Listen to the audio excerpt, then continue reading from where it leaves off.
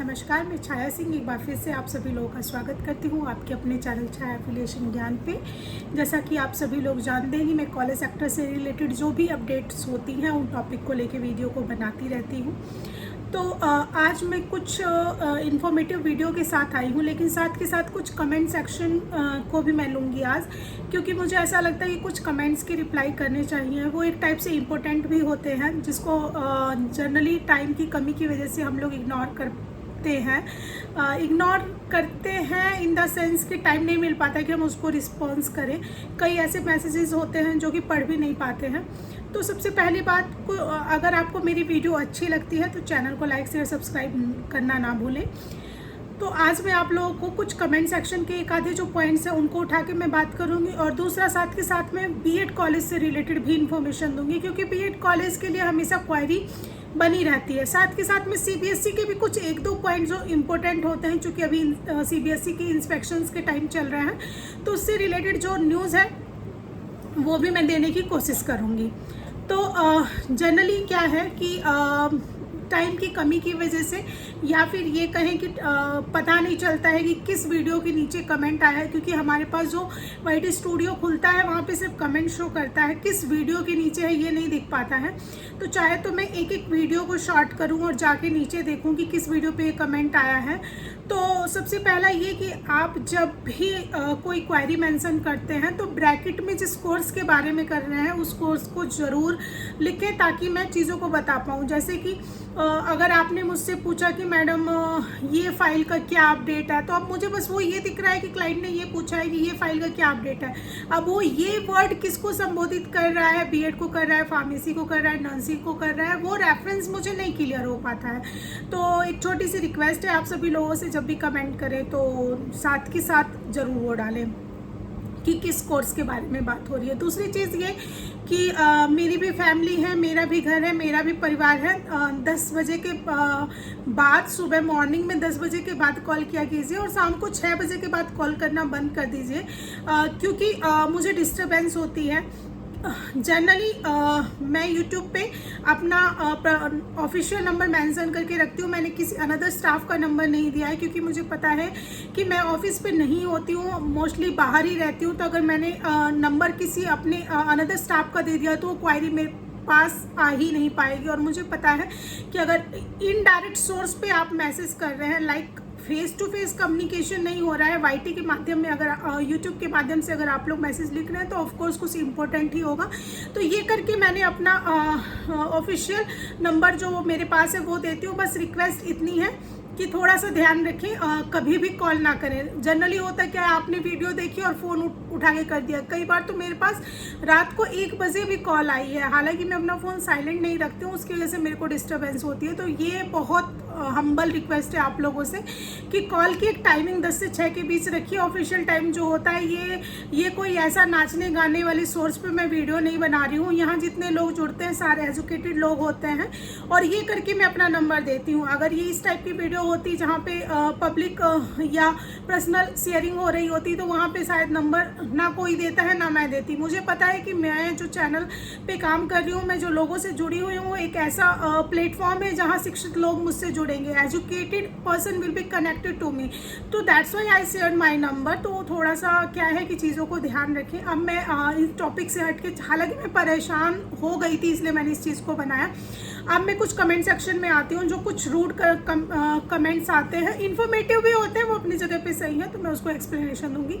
एक कमेंट मेरे पास आया था कि मैडम आप हमेशा वीडियो उन लोगों के लिए बनाती हैं जो कि ऑलरेडी कॉलेज चला रहे हैं। कोई वीडियो आपका ऐसा नहीं होता है जहाँ पे किसी नए कॉलेज वालों को कॉलेज खोलने की अपॉर्चुनिटी मिल पाए। तो फर्स्ट ऑफ ऑल कि मैं आप लोगों को बता दूँ कि नए कॉलेज से रिलेटेड अगर आप मुझसे क्वायरी कर रहे हैं तो ऑफकोर्स मैं यही कहूँगी कि मैं इसलिए नहीं बनाती हूँ क्योंकि डिग्री कॉलेज अगर मैं आपको ओपन करने के लिए बोलती हूँ, वहाँ इन्वेस्टमेंट ज़्यादा है, रिटर्न कम है, इसलिए मैं सजेशन नहीं देती हूँ।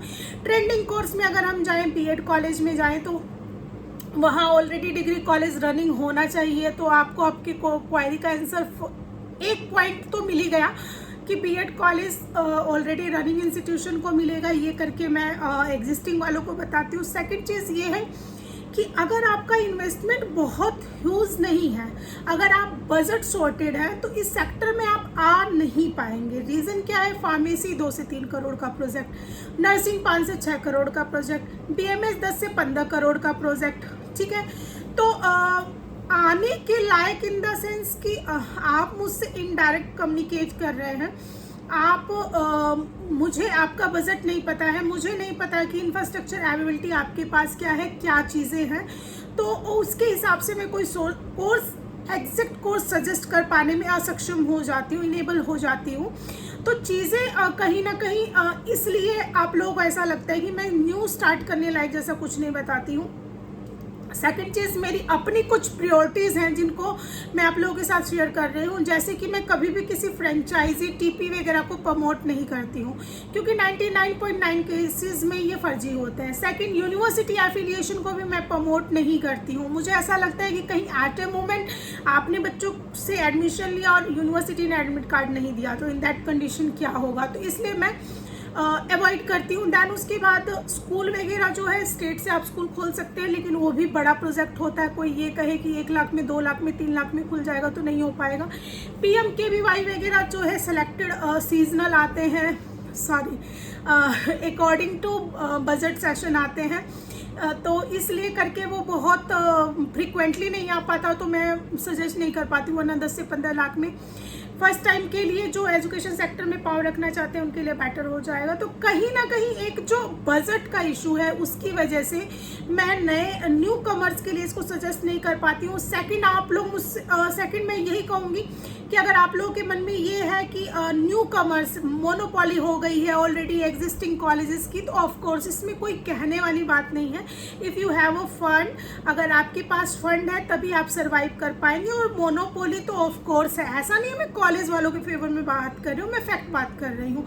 सिंपल सी बात है, जहाँ स्टार्टिंग में ही 3 से 5 करोड़ रुपया लग रहा है, जहाँ डॉक्यूमेंटेशन हर एक डिपार्टमेंट में दौड़ रहा है, मतलब पास हो रहा है, लाइक फायर के लिए CFO में जाना है, देन उसके बाद आपको बिल्डिंग के लिए अपने प्राधिकरण में जाना है। तो जब फाइलें हर एक सरकारी डिपार्टमेंट में घूम रही है, तो यू नो कि कैसे कौन लोग डील कर पाएंगे और कौन इन्वेस्टमेंट कर पाएगा। तो ठीक है, छोटी शुरुआत वाले प्रोजेक्ट में मैं खुद काम नहीं करती हूँ। शायद ये भी रीज़न हो सकता है कि मैं स्टार्टिंग के लिए आप लोगों को कुछ बहुत बेहतर गाइड नहीं कर पाती हूँ, क्योंकि मेरा जो एक्सपीरियंस है वो school, CBSE school, pharmacy college, nursing college, medical college, dental college establishment में ही है, उन्हीं के लैब सप्लाई में है, उन्हीं की गाइडेंस में है। तो ये सारे प्रोजेक्ट काफ़ी बड़े प्रोजेक्ट होते हैं मेडिकल सेक्टर के।